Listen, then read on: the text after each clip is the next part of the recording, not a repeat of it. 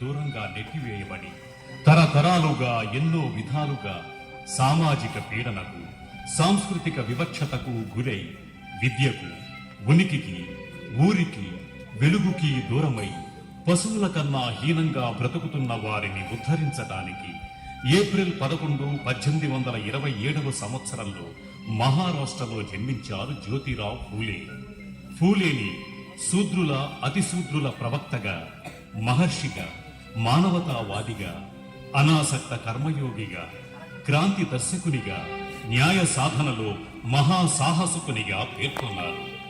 సామాన్యునికి సామాజిక న్యాయం కోసం నిరంతరం పోరాటం సల్పిన మహాయోధుడని డాక్టర్ బిఆర్ అంబేద్కర్ కొనియాడారు.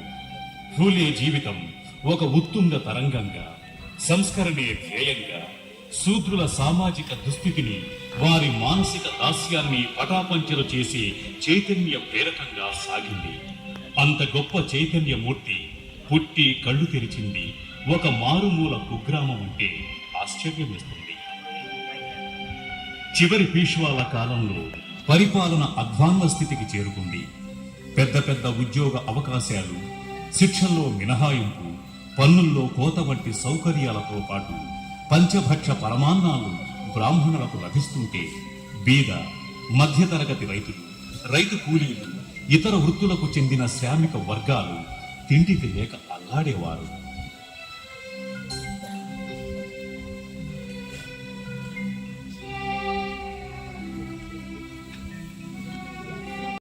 తన బ్రాహ్మణ మిత్రుని పెళ్లి ఊరేగింపులో జరిగిన పరాభవం అతని గుండెను మండించింది. ఆలోచన ధోరణిని మార్చివేసింది. సమాజంలో బ్రాహ్మణులకు ఆధిక్యత ఏ విధంగా వస్తుందో అర్థం చేసుకున్నారు.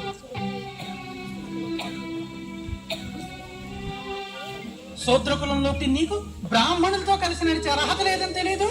క్షమించాలి, మీరు ఆవేశంలో చాలా తప్పుగా మాట్లాడుతున్నారు. శూద్రకులంలో పుట్టినంత మాత్రాన నేను మనిషిని కానా?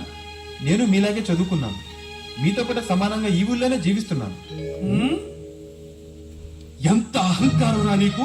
నువ్వు మాతో సమానమైన వాడివా? ఆ మాట అనడానికి సిగ్గులేదు నీకు?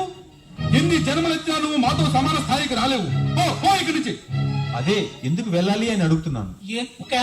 ఎందుకంటే నువ్వు శూద్రుడు కనుక.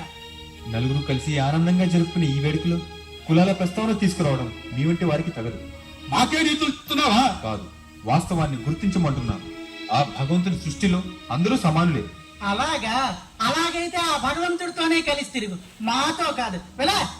అయ్యా, తమరు పెద్దలు విఘ్నులు. 10 మందికి ధర్మ సూత్రాలు తెలియచేయాల్సిన మీరే ఇంత కుల వివక్షత చూపించడం భావ్యం కాదు. వివక్షత చూపించక నీలాంటి సూత్రుని నెత్తిన పెట్టుకోమంటావా? అసలు ఎంతసేపు నీతో మాట్లాడటమే తప్పు. మర్యాదగా ఇక్కడి నుంచి వెళ్ళు. చూడండి, ఇది నా స్నేహితుడి వివాహ మహోత్సవం. అతని ఆహ్వానం మేరకు వచ్చాను. నన్ను వెళ్ళమని అధికారం మీకు లేదు. ఆ? ఓహో, వ్యవహారం చాలా దూరం వచ్చిందే. నిన్ను వివాహానికి పిలిచింది పెట్టింది తిని వెళ్ళమనే కాని మాతో నడిచి రమ్మని కాదు. వెళ్ళా. నేను వెళ్ళను. ఆ? వీళ్ళకి అహంకారం పెరిగిపోయింది. ఏయ్, ఇటు రండి. ఒరే, సూత్రపాదం తన్ని తగిలేయండి.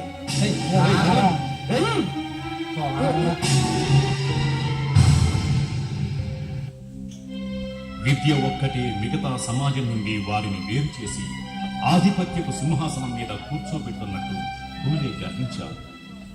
దానితోడు థామస్ పెయిన్ రాసిన హ్యూమన్ రైట్స్, జేఎస్ మిల్ రాసిన ఆన్ లిబర్టీ అనే గ్రంథాలు పూలేను చాలా గాఢంగా ప్రభావితం చేశాయి. ఎవరో ఏదో రాస్తే అదే వేదం అని నమ్ముకోవడం మూర్ఖత్వం. నీకు పుస్తకాల్లోని అక్షరాల గురించి మాత్రమే తెలుసు, కానీ నాకు జీవితంలోని ఎన్నో అనుభవాల గురించి తెలుసు.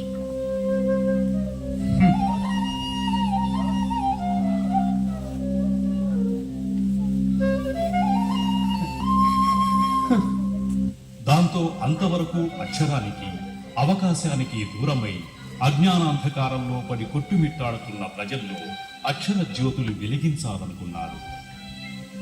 ఎవరి నీడ పడితే తాము మైలపడతామని బ్రాహ్మణులు భావించేవారు అలాంటి అభాగ్యుల జీవితాల్లో వెలుగు నింపాలనుకున్నారు. ఏ స్త్రీలను విద్యకు వివేచనకు ఆమడ దూరంలో నిలిపి వారిని కేవలం ప్రాణమున్న బొమ్మల స్థాయికి దిగదార్చారో అలాంటి స్త్రీలలో స్వయం నిర్ణయ శక్తిని, స్వాభిమానాన్ని పెంచాలని ప్రయత్నించారు. స్త్రీలు చదువుకుంటే మగాళ్లను మొగళ్లను లెక్క చేయరనే అభిప్రాయం ఉన్న రోజులవి.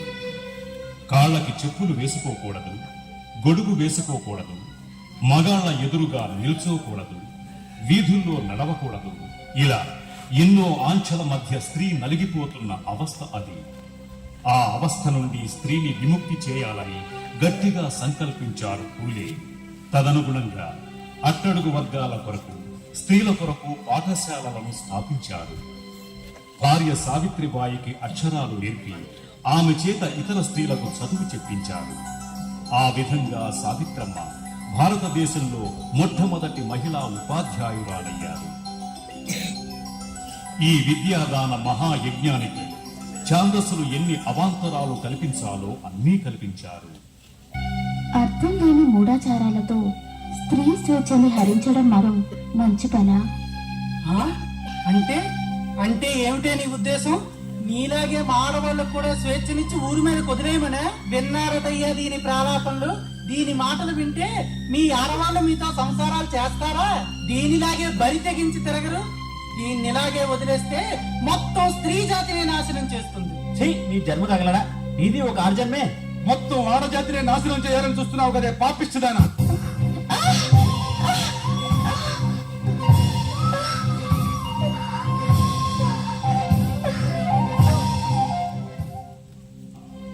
పూలే చేపట్టిన సంస్కరణోద్యమాన్ని కొందరు సరిగ్గా అర్థం చేసుకోలేక, చేసుకున్న ఇంకొందరు హర్షించలేక అతన్ని ఓ చీడ పురుగుగా భావించారు. తండ్రి గోవిందరావుపై దండెత్తారు. వారి దాడికి భయపడి పూలే దంపతుల్ని ఇంట్లోంచి వెళ్ళగొట్టారాయన. నువ్వు ఇంక ఇంట్లో ఒక్క క్షణం కూడా ఉండడానికి వీల్లేదు. బయటికి పో.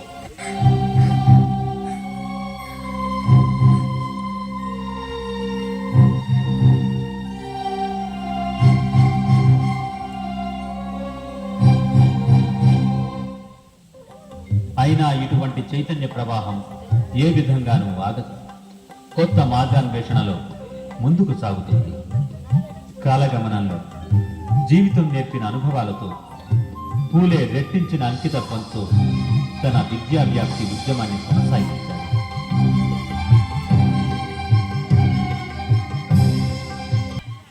ఆ తర్వాత పూలేని మట్టు పెట్టడానికి ధోండీరామ్ కుంబార్, రోడే అనే రౌడీలను నియమించారు. వారు పూలేని అతని కర్తవ్య దీక్షను అర్థం చేసుకుని చంపకుండా వదిలివేయటమే కాకుండా అతనికి శిష్యులుగా మారారు. ఆ తర్వాత ఫూలే స్థాపించిన సత్యశోధక సమాజానికి ధోండీరామ్ మూలస్తంభమయ్యారు. నన్ను చంపితే మీకు తలా 1000 రూపాయలైనా వస్తాయి. నా చావు వల్ల మీరు ప్రయోజనం పొందుతారంటే అంతకన్నా నాకు తృప్తే ఉంటుంది. తినండి.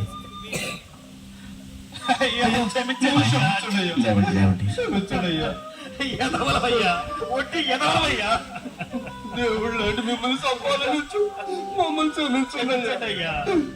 చంపటం మృగ లక్షణం.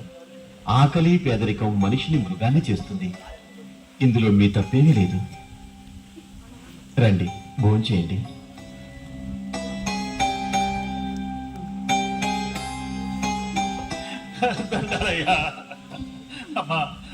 మరేం పర్వాలేదు, భోంచేయండి.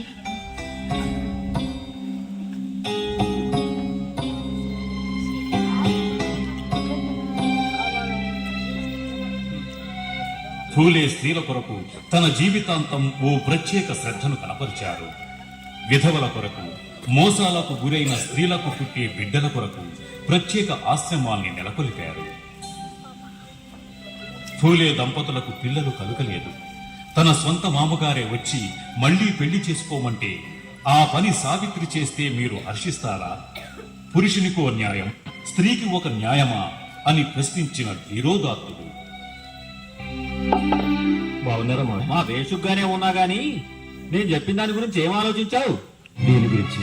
సావిత్రికి పిల్లలు పుట్టడం గురించి. మాకు పుట్టే యోగం ఉంటే పుడతారు, లేకపోతే లేదు. నువ్వు తేలిగ్గా తీసిపారేయగలవు.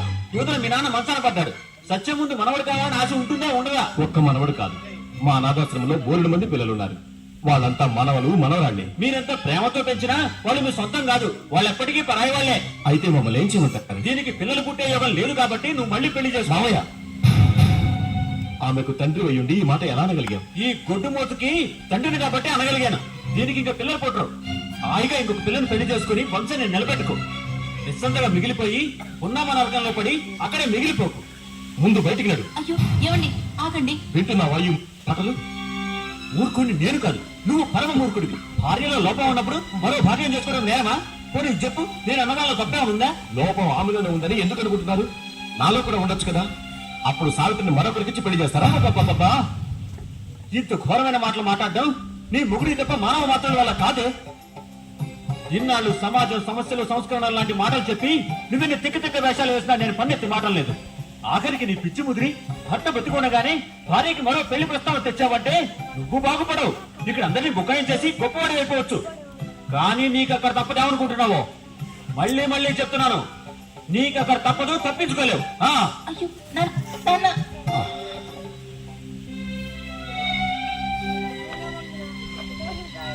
కాశీ అనే బ్రాహ్మణ వితంతుకి జన్మించిన యశ్వంతిని దత్తత తీసుకుని కొడుకుగా అక్కున చేర్చుకున్న ప్రేమమూర్తి ఆయన. నన్ను కాపాడండి అమ్మా. ఊరుకో, బాధపడకు. ఏదో ఒకటి చేద్దాం. కాశీ కొన్నాళ్లకు ఒక మగబిడ్డకు జన్మనిచ్చింది. ఆ పసిబిడ్డని అనాథ శరణాలయంలోనే పూలే దంపతుల దగ్గర విడిచిపెట్టి వెళ్లిపోయింది. పూలే దంపతులు అతనికి యశ్వంత్ అని పేరు పెట్టి తమ దత్తపుత్రునిగా చేసుకున్నారు. ఆ విధంగా వారికి పిల్లలు లేని లోటు తీరింది. త్రిరత్న నాటకం జాతి భేద వివేక సార్ ద్వితీయ ముద్రణ, ఛత్రపతి శివాజీ వీరగాథ, బ్రాహ్మణాంచి కసం, గులాంగిరి, కిసాన్ కా కూడా, సత్సార్ మొదలైన గ్రంథాల్ని రచించారు. ఫూలే ఒక గొప్ప కవి. అతని కవితల్ని వివిధ జ్ఞాన విస్తార్ అనే పత్రిక ప్రచురించేది. తను నమ్మిన భావాల్ని, విశ్వాసాల్ని ప్రజల్లో బలంగా వ్యాప్తి చేయటానికి 1873వ సంవత్సరంలో సత్యశోధక సమాజాన్ని స్థాపించారు. ఈ సత్యశోధక సమాజానికి 3 సూత్రాలున్నాయి. సభ్యులంతా ఈ 3 సూత్రాల్ని తప్పక పాటించాలి. 1. సత్యానికి రూపమైన దేవుడు ఒక్కడే. అతడు నిరాకారుడు, నిర్గుణుడు. అతని దృష్టిలో మానవులంతా ఒకటే. ఒకడు ముఖం నుంచి పుట్టాడని, ఒకడు భుజం నుంచి పుట్టాడని, మరొకడు తొడలో నుంచి పుట్టాడని, వేరొకడు పాదం నుండి పుట్టాడనడం ఇవేమీ నిజం కాదు. మానవులందరూ ఆ దేవుని హృదయం నుండి పుట్టినవారే.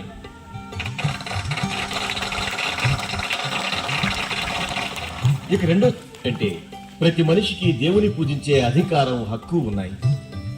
ఆ దేవుని కృపకు ఎవరూ బహిష్కృతులు కాదు. దేవునికి మనిషికి మధ్య మరో వ్యక్తి అవసరం లేదు. అతడు పురోహితుడు కానివ్వండి, ముల్లా కానివ్వండి, ఫాదర్ కానివ్వండి. మన తల్లిని మనం గౌరవించుకోవాలంటే మరో మనిషి ప్రేమయం అవసరమా? మన తండ్రిని మనం పూజించుకోవాలంటే ఇంకొకరి సహాయం కావాలా? అక్కర్లేదు. అలాగే దేవుణ్ణి మనకు మనంగానే పూజించుకుందాం. అందుకు ఇంకొకరి అవసరం ఎంత మాత్రం లేదు. ఇక చివరి సూత్రం, ఈ భూమిపై జన్మించిన ఏ మనిషి కూడా కులం వలనో గోత్రం వలనో గొప్పవారు కాలేరు. కేవలం గుణంతోనే గొప్పవాళ్ళు అవుతారు.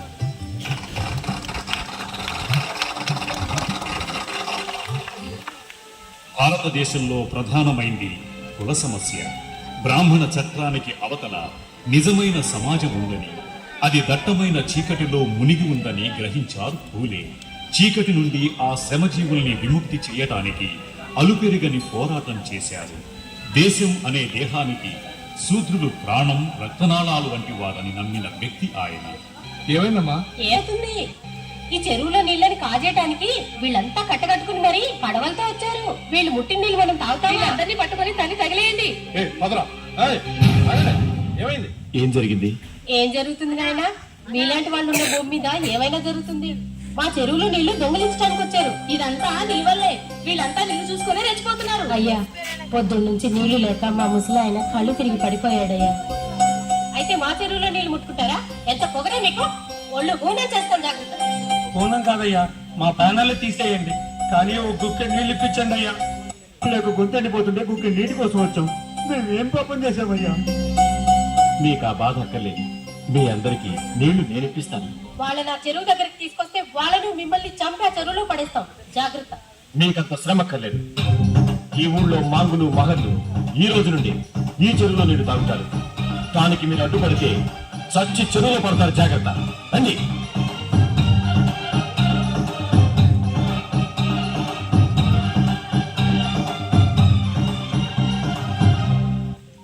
అతని సేవలకు గుర్తింపుగా 1876 సంవత్సరంలో అతను పూనా మున్సిపల్ కార్పొరేషన్ సభ్యునిగా నియమితులయ్యారు. గవర్నర్ గారు వచ్చినప్పుడు నగర అలంకరణ కోసం ఎక్కువ డబ్బు ప్రతిపాదిస్తే దాన్ని నిర్బంధంగా తిరస్కరించారు పూలే. డ్యూక్ రాజకుమారుడు పూనా సందర్శించినప్పుడు మిగిలిన వక్తలంతా ముఖస్తుతి ప్రసంగాలు చేసిన పూలే మాత్రం ఇక్కడ రైతుల దీనస్థితిని చూడమని, మహర్లు, మాంగులున్న ప్రాంతాల్ని సందర్శించమని, అప్పుడే నిజమైన భారతదేశ స్వరూపం అర్థమవుతుందని చాలా నిక్కచ్చిగా, నిర్భయంగా తన వాదనని వినిపించారు. ఇప్పుడు మీరు విన్నదంతా నిజం కాదు. మీరు చూస్తున్నది నిజం కాదు. ఇక్కడున్న పెద్ద మనుషులు ధరించిన దుస్తుల్ని, ఆభరణాల్ని చూసి భారతీయులంతా ఇలాగే సంపదలతో తులతూగుతున్నారని భ్రమించకండి. The real India is in the villages. The people are penniless, foodless and shelterless. మీరు నిజమైన భారతదేశం చూడాలంటే గ్రామాలకు వెళ్ళాలి. గ్రామీణ పేద ప్రజలను చూడాలి. అక్కడ పశువుల కన్నా హీనంగా బతుకుతున్న మాంగులు, మగళ్ళు దర్శనమిస్తారు. కడుపులోని ఆకలి మంటను ఆర్పుకోవాలనే ఆశతో ఏది దొరక్క గాలిని మింగుతున్నారు. ఆ మంటే ఆరకపోగా రెట్టింపు అవుతుంది. కనీసం గుప్పెడు మంచినీళ్లతో ఆ మంటను ఆర్పుకుందామంటే మంచినీళ్లు కూడా దొరకటం లేదు. ఇక గత్యంతరం లేక మట్టిని మింగుతున్నారు. మట్టిని మింగిన మనిషి శరీరం మట్టిలోకి, ప్రాణం ఆకాశంలోకి పోతున్నాయి. పంచభౌతికమైన మనిషి చివరకు పంచభూతాత్మకమైన ప్రకృతిలో సాధించే గొప్ప సమన్వయాన్ని మీరు ప్రతి పేదవాడి ఇంటిలోనూ ఆకలి చావుల రూపంలోనూ చూడగలరు. Your highness, this is our real India. The true representative of India is not the rich and glittering gentleman, but it is monks and mothers and the poor feeble peasant on the farm. దయచేసి ఒక్కసారి మీరు గ్రామాల్లోకి వచ్చి వారి దయనీయమైన పరిస్థితిని చూడాలని మనవి చేస్తున్నాం. I cannot even visualize the pathetic situation you are telling to me. వ్యవసాయ రంగంలో శాస్త్రీయ దృక్పథం అలవాటు చేసుకోవాలని రైతులకు ఉద్బోధిస్తూ లోఖాండీ లాంటి ప్రముఖ నాయకునితో కలిసి కార్మికుల హక్కుల కోసం కూడా పోరాడారు. విధవలకు బోడిగుండు చేయించే విధానానికి వ్యతిరేకంగా మంగళ్ల చేత సమ్మె చేయించి బ్రాహ్మణ గుండెల్లో రైళ్లు పరిగెట్టించారు ఫూలే. ఇక మీదట అలాంటి పనులు చేయొద్దని మా సంఘం వాళ్ళు నిర్ణయించారండి. ఎలాంటి పనులు ఏమిటి? అదేనండి, వితంతువులకు శివమండనం చేయకూడదని మా వాళ్ళందరం కలిసి నిర్ణయం తీసుకున్నామండి. అలా నిర్ణయం తీసుకోవడానికి నీకేం అధికారం ఉందిరా? అదేదో సాంఘిక దురాచారం అంట పూలే బాబు గారు చెప్పారు, అందుకే చేయకూడదు అనుకుంటున్నామండి. ఆ చెడ్డకోతి వనమంతా చెడదీసిందని పోయి పోయి వాడి మాట విన్నారు. ఇక అయినట్లే. వాడేదో పని పాటు లేకుండా పిచ్చి పిచ్చి వాగుడు వాగుతుంటే అది నిజం అనుకుని మీరు పనులు మానేస్తారా? ఇంతకన్నా మూర్ఖత్వం మరొకటి ఉంటుందా? చాలు చాలు కానీ వెళ్ళి పంచాడు. లేదండి, మా సంఘం వాళ్ళు మాట అంటే మాటే. ఇక ముందు ఇలాంటి పనులకు మమ్మల్ని పిలవకండి. యారో అంత ధైర్యంగా మాట్లాడుతున్నాం, మమ్మల్ని ఎదిరించి ఈ ఊళ్ళో బతుకుదామనే. ఏంటండి బెదిరిస్తున్నారు? ఈ ఊరేమన్నా మీ బాబు గారి సొత్తా? పెద్దాయంతో ఏమిట్రా మాటలు? శాస్త్రం ప్రకారం చూడండి, మీ శాస్త్రం ఏం చెబుతుందో అందులో ఏముందో మాకు అనవసరం. ఇక ముందు మేము అలాంటి పనులు చెయ్యం. యారోయ్ మీరు కాదంటే ఊరేమన్నా కొట్టుకోయిందా? పక్క ఊరి నుంచి పిలిపించుకుంటాం మనుషుల్ని. మీరు ఇట్లాంటి ఎవరో నిర్ణయాలు తీసుకుంటారనే అన్ని ఊళ్ళకి కబురెట్టాం. ఇక ఆ పని ఎవరూ చేయరు. వస్తా. 1889వ సంవత్సరంలో మే 11వ తేదీన ప్రజలు జ్యోతిరావు ఫూలేకి మహాత్మా అనే బిరుదునిచ్చి అతని పట్ల వారికున్న గౌరవాన్ని, ప్రేమను ప్రకటించుకున్నారు.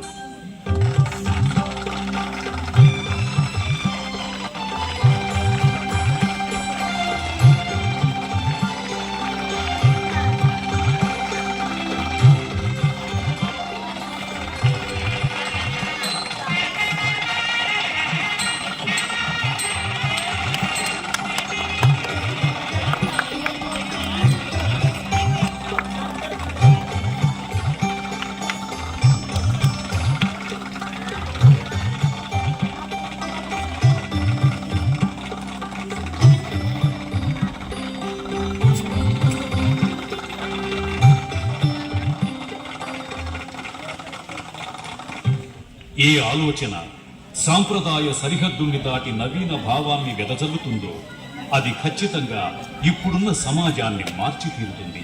ఫూలే ప్రతి ఆలోచన అగ్నిగర్భితమైంది, ప్రతి పని జ్వాలా సహితమైంది. అందుకే ఛాందస భావాలు, కరుడుగట్టిన కల్మష సాంప్రదాయాలు కూలిపోవటం ప్రారంభించాయి. మానవతావాదంతో మిళితమైన అతని పోరు ఈ దేశంలోని బడుగు వర్గాలు ఎప్పటికీ మర్చిపోరాదు. ఫూలే అంటరాని వారికి, ఆడవాళ్లకు అక్షరదానం చేసిన నిజమైన భారతీయుడు. స్త్రీవాద ఉద్యమానికి మొదటి కర్త, ప్రవక్త. శూద్రుల, అతి శూద్రుల అసలైన శ్రేయోభిలాషి, ఉద్ధారకుడు, ఒక దార్శనికుడు, ఒక సాంస్కృతిక విప్లవ యోగి, ఒక సంస్కరణల యోధుడు, ఒక మడమ తిప్పని పోరాటశీలి, ఒక అసమాన ధైర్యశాలి అయిన ఫూలే 1890 నవంబర్ 28వ తేదీన మధ్యాహ్నం 2:20 కన్ను మూశారు. సమాజం నుండి ఎంతో ఒత్తిడిని అనుభవించిన ఆ గుండె ఆగిపోయింది. కానీ అసమానతలున్నంత వరకు ఆ స్పందనలు ఇంకా వినిపిస్తూనే ఉంటాయి. హిందూ మతాన్ని ఎంతో నిశితంగా పరీక్షించిన ఆ చూపులు నిలిచిపోయాయి. కానీ ఆ దృక్కులు దశ దిశలా ప్రసరిస్తూనే ఉంటాయి. సామాన్యుని సమస్యల పరిష్కారానికి అరిగేలా తిరిగిన ఆ కాళ్లలో కదలిక స్తంభించిపోయింది. కానీ ఆ అడుగులు ఇంకా ఇంకా పడుతూనే ఉంటాయి సమాజం వచ్చే వరకు.